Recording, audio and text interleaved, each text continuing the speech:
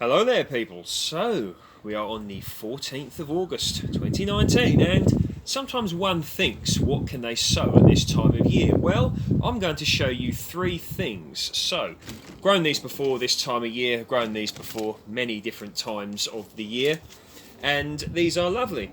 Leaf beet, chard or perpetual spinach. We have Ford Hook Giant Chard. Now both of those came from the Real Seed Company. I've mentioned that before as a great company to buy from. I suggest that you have a look at their website if indeed you wish. And another one that I'm growing is Kale. Okay, Boracole. Variety is Vate's Blue Curled Kale, which I've grown a lot in the past. I've got some growing in the vegetable bed at the moment and had very good results with it. So why am I growing those three things? The main reason is because they are frost hardy, okay? I mean, it might not be the most palatable thought, but one, we could experience frosts technically from next month onwards, okay? And, what you're growing in the UK, if you're growing them at sort of the autumn, winter, spring time of year, you've got to expect frosts. So there we go. So what I'm going to do is grow them in these seed trays here, in these propagators. I use these a lot. My long-term viewers will be well acquainted with these. I rate them very, very highly. So there's 5 of them. Each one has got 6 in. So that's 42. It's 30, yeah? So I should be able to get 30 plants from here. Now, one thing you've got to be careful of, okay, is of things like slug and snail seeds. So this is why I'm having a quick look through these. Now, best practice would be to wash these before you use them, okay? And particularly at this time of year, maybe when you've got compost left over. When you're raising new tender plants, you don't want to be using old compost really. There could be mites in there, slugs, snail seeds, whatever. You want it pretty clean stuff. So what I've done is I had this bag of compost from the spring, but it's been sealed and I've just opened it. So I'm going to be using this Levington seed and cutting compost, okay?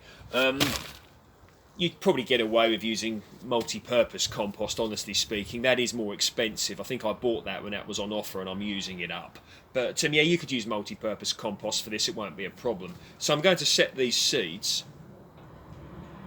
It can be good this time of year to get out here and do things like this because you often think, what can I start growing? And, you think, oh dear, the winter's coming. But you can still have a productive garden in the winter as long as you know what to grow. So I'm going to put my seeds in now. I'll just show you what I've indeed got. And what we have here is the cell trays full of the compost. The old, I've got the camera on selfie here. I think you can see that alright. It's just started to rain. Had a lot of rain today. We did need it though. So what I'm going to do is just start off with the Ford Hook Giant Chard. And I'm just going to pop it in, okay? I'm going to put it in the centre of the tray. I'll show you in a moment. I'm not going to be too specific, regarding labelling these because they're basically, a guaranteed crop more or less for me. Nothing is 100% guaranteed, but I think you understand where I'm coming from. And, when these have germinated and I've got some good plants, I'll be glad I did this, because I will end up with some lovely crops in the middle of the winter to eat. And I often think that's a very good thing to get yourself into the habit of, getting plants to eat, fruit, well, vegetables more likely, in the middle of winter, because, one can say that it's, to a degree, far easier to feed yourself during these summer months, autumn months, but in the winter is a different thing, particularly that hungry gap at the end of the winter stroke the spring. So this is what you're guarding against by doing this. And things are afoot. And it's wise to know these things.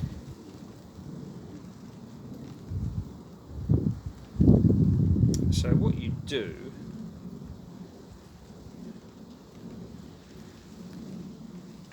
is push them in like that, and I'll just show you.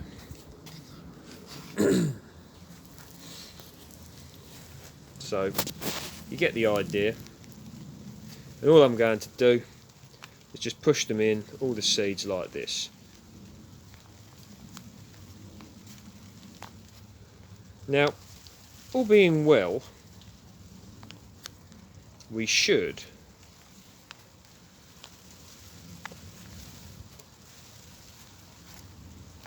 be getting some good weather next week. Excuse me. About 20 degrees C, 68 degrees Fahrenheit, there or thereabouts. So that should be very good indeed for germinating plants, a good temperature. So there we go. I'm just going to get another scattering and stick it over the top.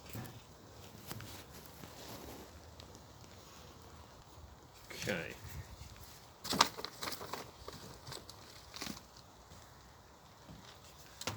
So I'm going to put that over like this.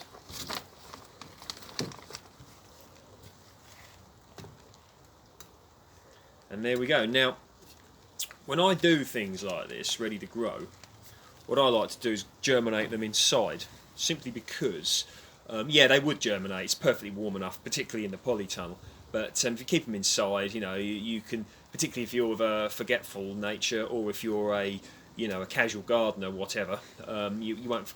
They're much easier to remember to water them if they're inside, and also if there's any critters about or whatever, you know, you're less likely to lose your seeds, you know, through a hungry critter, or you're less likely, once they've germinated small, you're less likely to have a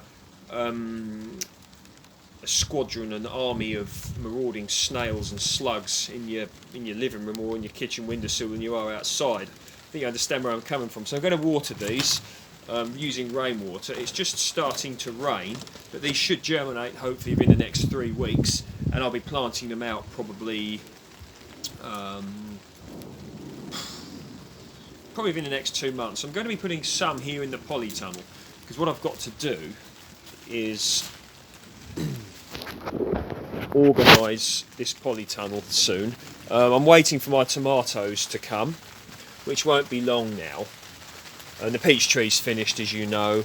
The orange tree is doing incredibly well with nice little oranges on that you've seen before. And the grapes shouldn't be too long now, variety Autumn Royal. So down there, look, you see that? So yes, and I've got some existing plug plants ready to plant out when it happens. So there we go. So there are 3 things that I would recommend people grow at this time of year. In fact, I have actually sowed them later. Oh, come on. That's better. I've sowed them as late as, you know, November before. And I put them outside in polytunnels in January. I put them in the garden in January. You've got to make sure that when you put the seedlings out in the garden, you protect them from birds, yeah? It's unlikely you're going to get any cabbage white butterfly for your kale crops, brassicas, due to the fact of the time of year when you'll be planting them out. But birds will be incredibly hungry at that time of year, particularly you know, your pigeons and things like that. Who can blame them, hey? So yes, that's the 3 things: spinach, kale and chard. Okay, you'd get away. You could grow more or less any brassica this time of year. You could put that in. You could put carrots in as well. I've even I've started beetroot off at this time of year, and if you get warmer weather later in the year, you know, you can get some nice beetroot. If it hasn't made much size, you can eat the tops. You know, there truly is so much that you can get in at this time of year. But these things I would recommend very much so. So I hope you've enjoyed that video, and any comments, questions, stuff down below, please feel free to post down below. See you next time.